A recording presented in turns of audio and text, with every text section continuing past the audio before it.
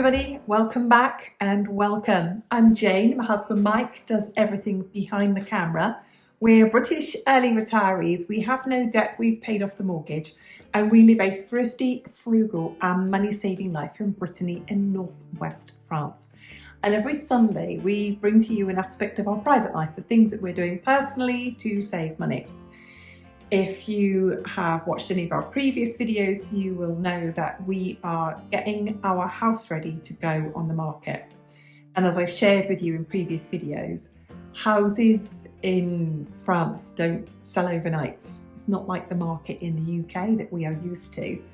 Properties take a while to sell, and properties need to be absolutely ready to move into with no work required at all. I mean, not even painting anything for it to have a really good chance of selling. So we're going to share with you this week a few updates, share sort of the chaos that comes with the snagging, the bits and pieces, the painting, the putting down new flooring, all of those bits and pieces jobs that we're going to get done this week. And stay tuned to the end of the video, because I'll share with you something about, because we're looking at areas, and of course we're looking at areas, we're also looking at houses, and we are talking to immobiliers and house sellers. House sellers.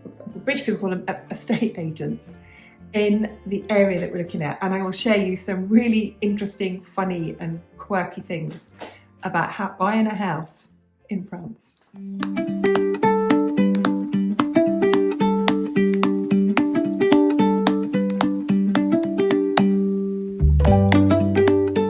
Give you an update of our renovations that are happening at the moment. So my lovely tidy dining area is now a storage unit. As you can see here, everything on there is out of my sewing room. That is all packed away.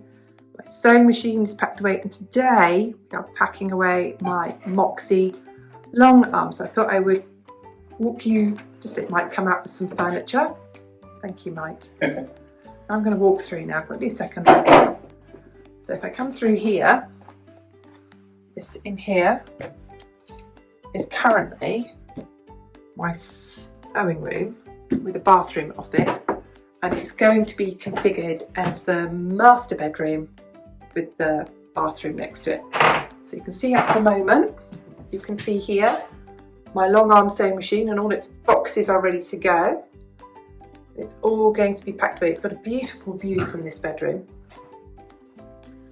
And you can see down to the river at the bottom of the garden. Oh, I sound like an estate agent. And the river is at the bottom of the garden, and you can see the huge famous Welguat rocks in the garden. And at the moment, you can see here we've got the old bare floorboards in here. My box for Moxie to go in. My desk in the corner. And back out to the hallway again. And this week, this part of the house is going to be completely painted. All my shelving units will be taken down. My boxes will be stored away. And this will be reconfigured into our bedroom until the house sells. And there'll be no more sewing until we've relocated, which could be years. And out here, you like this bit? This bit of the house is our little library at the moment. And this will all have to come down to be painted as well. And I've got a bit of a library in here as well. So there we go. That's the state of the place today.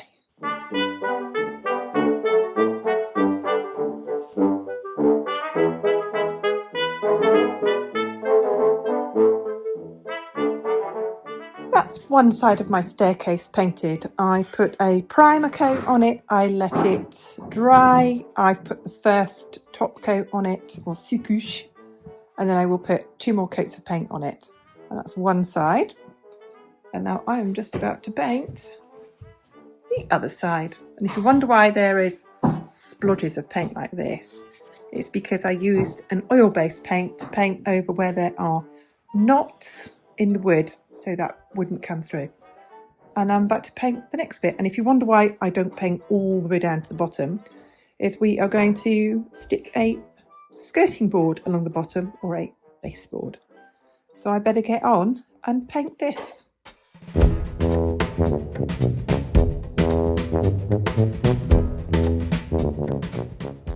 So I'm now waiting for the paint to dry. I've got 2 coats of paint on one side of the stairs and a sous-couche, or a base coat, on this side. And I'm going to take you into what was our sewing room. I'm going to spin you around very slowly and just show you the chaos that we have to live in whilst we do any renovations. It all has to come out of one room. And this is kind of in my dining area. There you go. Into here, past all the boxes of fabric. I've definitely got too much fabric. Past here. My husband's chuckling. He knows. He knows. He was very sweet earlier when I said I've got much too much fabric. He said, you haven't got as much as some people. So that's really kind of him.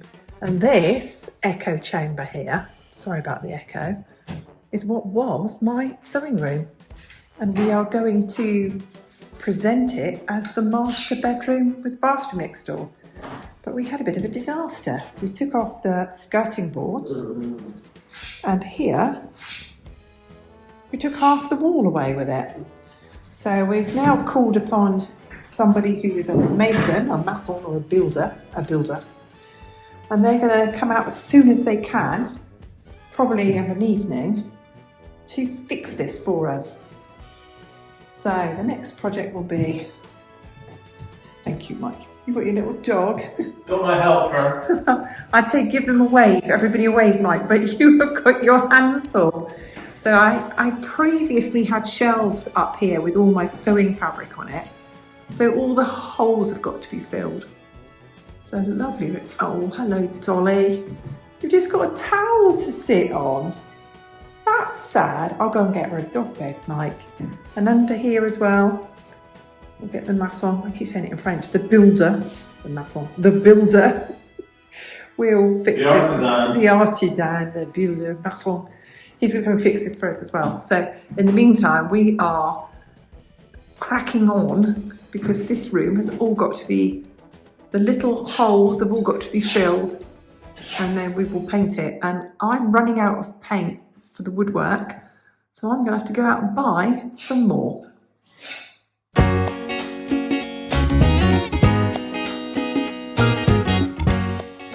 So here's a progress report on the painting. I've got 3 coats of paint on this side. I'll leave that overnight to dry. I'll get another coat of paint on there tomorrow. I've got 2 coats of paint on here. That will need another 2 coats of paint.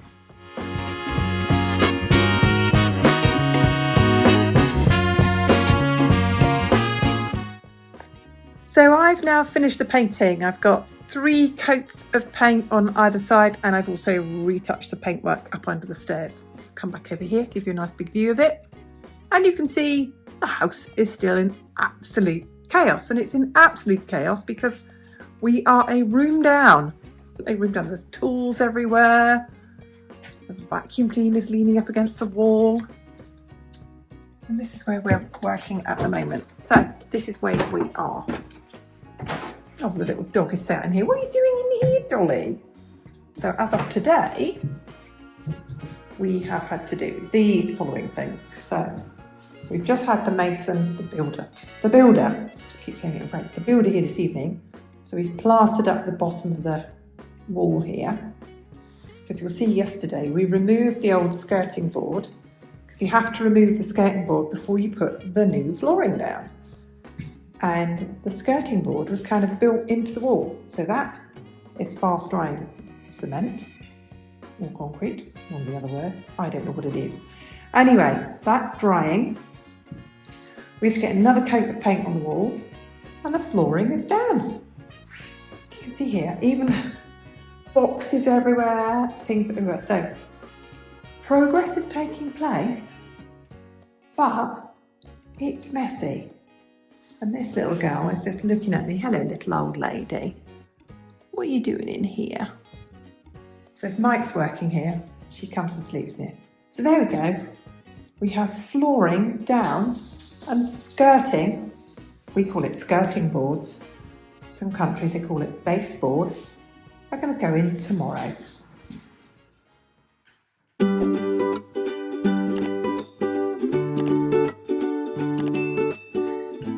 So we're back in the room again, sorry about the echoes, and I think we're on now the third coat of paint.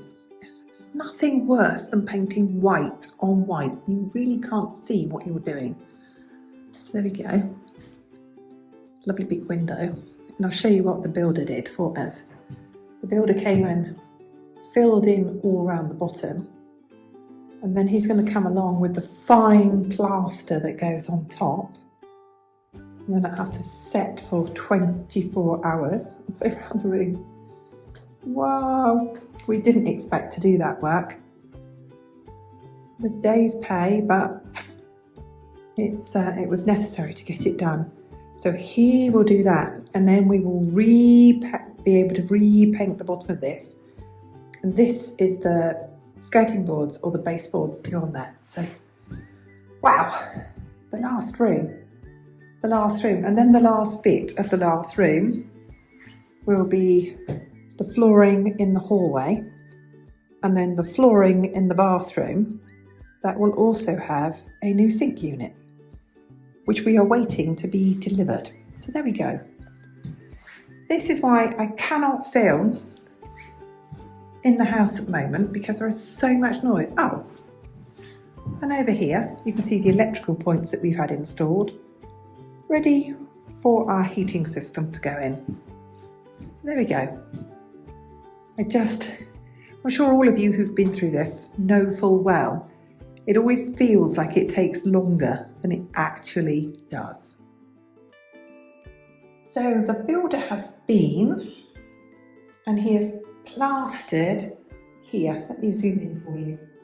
He's plastered here.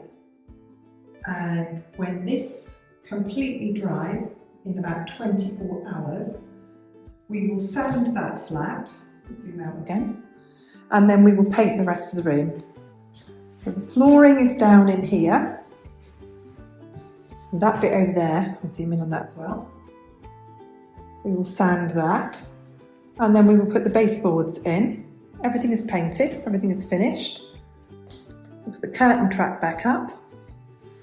And we will move in. And this will be the master bedroom. We are unable to show you that this week due to waiting for plaster to dry. But if you watch next week, we'll show you the full reveal of this lovely sunny room. I'm going to show you the lovely view from the bedroom window.